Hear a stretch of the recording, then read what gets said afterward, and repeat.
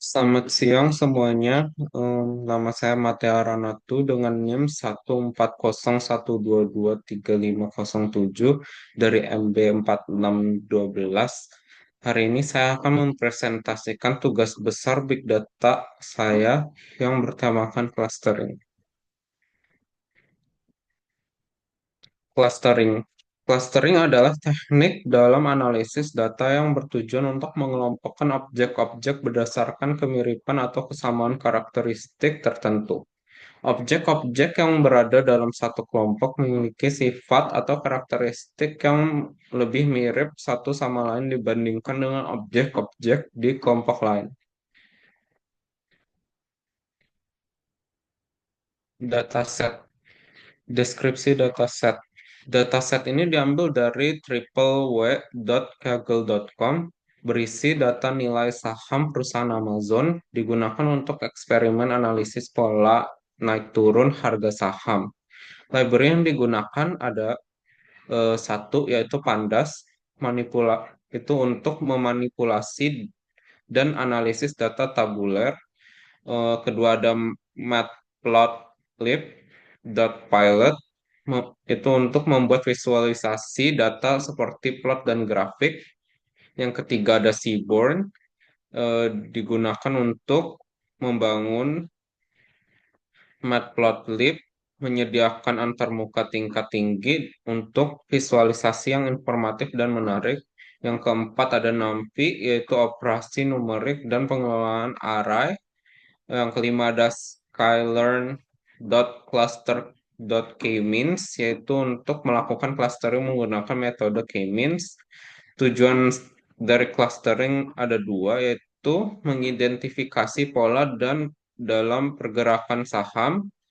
Yang kedua ada membagi data ke dalam kelompok berdasarkan kemiripan pola.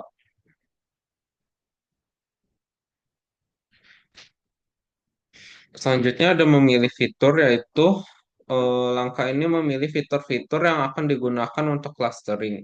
Fitur yang digunakan adalah open, high, low, close, dan volume. Fitur-fitur ini disimpan dalam variabel X. Standarisasi data. Data distandarisasi menggunakan standar scalar untuk memastikan bahwa setiap fitur memiliki rentang nilai yang sama. Ini penting untuk algoritma K-means agar tidak bias terhadap fitur dengan skala yang lebih besar. Selanjutnya ada pengelolaan missing value, yaitu menangani missing value dalam data. Simple imputer digunakan untuk mengisi nilai yang hilang dengan rata-rata dari fitur tersebut. Selanjutnya ada menekankan jumlah cluster optimal dengan metode elbow. Itu tujuannya untuk menentukan jumlah cluster yang optimal untuk k-means. Prosesnya ada yang pertama jalankan k-means untuk berbagai jumlah cluster, yaitu K sama dengan 1K sama dengan 1K sama dengan 1 hingga K10, K sama dengan 10K sama dengan 10K sama dengan 10. Selanjutnya ada dua, hitung inertia untuk setiap nilai KKK. Inertia jumlah jarak kuadrat antara setiap titik data dan centroid clusternya. Selanjutnya ada plot inertia versus jumlah cluster. Yang terakhir ada temukan titik elbow, yaitu di mana penurunan inertia mulai melambat. Selanjutnya ada analisis grafik elbow. Yang pertama ada grafik menunjukkan hubungan antara jumlah cluster dan inertia. Yang kedua ada titik elbow terlihat di sekitar K sama dengan 3K sama dengan 3K sama dengan 3. Yang terakhir ada menandakan bahwa K3 sama dengan 3K sama dengan 3K sama dengan 3 adalah jumlah cluster yang optimal untuk dataset ini.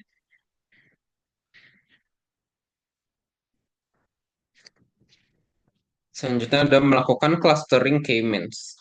Penjelasan proses clustering yaitu ada jumlah cluster yang ditentukan dengan K3, K sama dengan 3K sama dengan 3K sama dengan 3.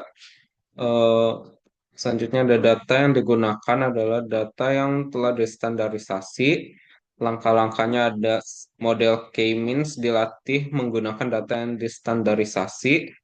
Kedua ada label cluster untuk setiap titik data disimpan dalam variabel labels. Label digunakan label tersebut ditambahkan ke data frame DF sebagai kolom baru dengan nama cluster. Hasilnya yaitu dataset kini memiliki informasi cluster untuk analisis lebih lanjut.